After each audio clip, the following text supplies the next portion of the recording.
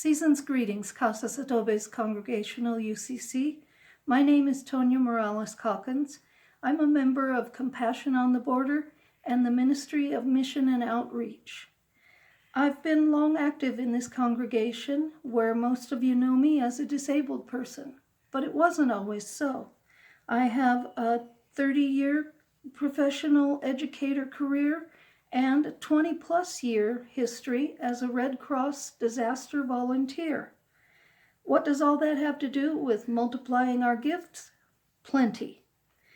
Because of my fluency in Spanish and French, I've been sent to many disaster sites both within and outside of the United States to help people in need.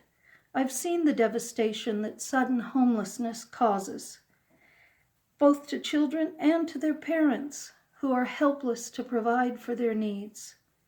Whether I was working with Vietnamese refugees in California, or an Illinois flood, a Colorado wildfire, or an earthquake in Mexico, the needs were the same: basic needs for shelter, a warm, dry place with running water where they could feel safe. Make no mistake, the coming end of the CARES Act for homelessness prevention here in Tucson is a disaster waiting to happen to our neighbors and our friends. I spent many of my years as a teacher in Title I schools, much like our beloved Keeling.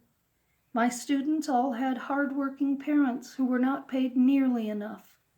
So they worked 2 and sometimes 3 jobs because you take care of your kids.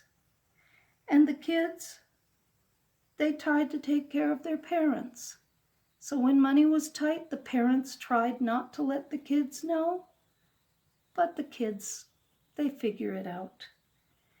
When their housing was threatened, some of my students showed the effects of high stress, including digestive disorders, even ulcers in kids as little as 6 years old. And they worried for their parents as much as their parents worried for them. As I make this video today, I am sheltering at home, as the rest of you are, but I also have bronchitis. As a child and a teen, bronchitis was my frequent visitor.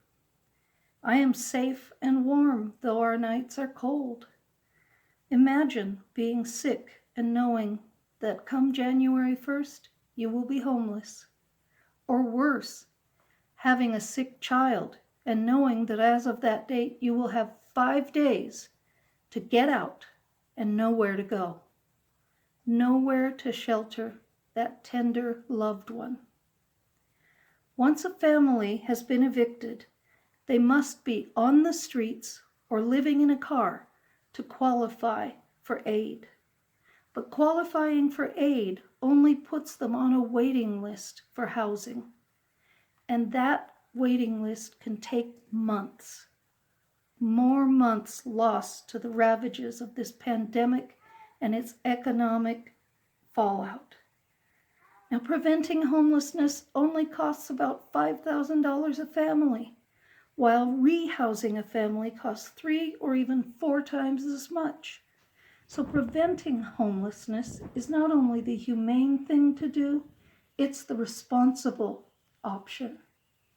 We can make the money stretch and truly impact people at the darkest moments of their lives. At this season, when we light up our homes and our windows, whether you'll decorate and light a tree or a menorah, or both, as Mary and I do, we can, with our money, bring light into people's lives by supporting multiplying our gifts. And that's why Mary and I are donating.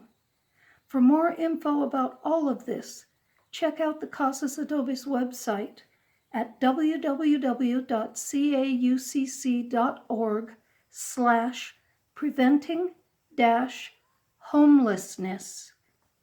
I'd like to end this message with a quote from a theologian who walked the way he talked throughout his life, Sidney Kittredge Bunker, Grace Bunker's father.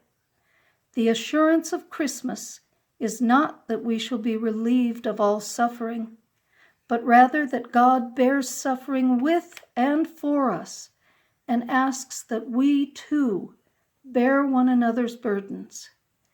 In the doing of this, we find that fellowship with God and one another, which is the basis for the joy and the happiness and the good cheer of this and every Christian season. May God bless you and all you love.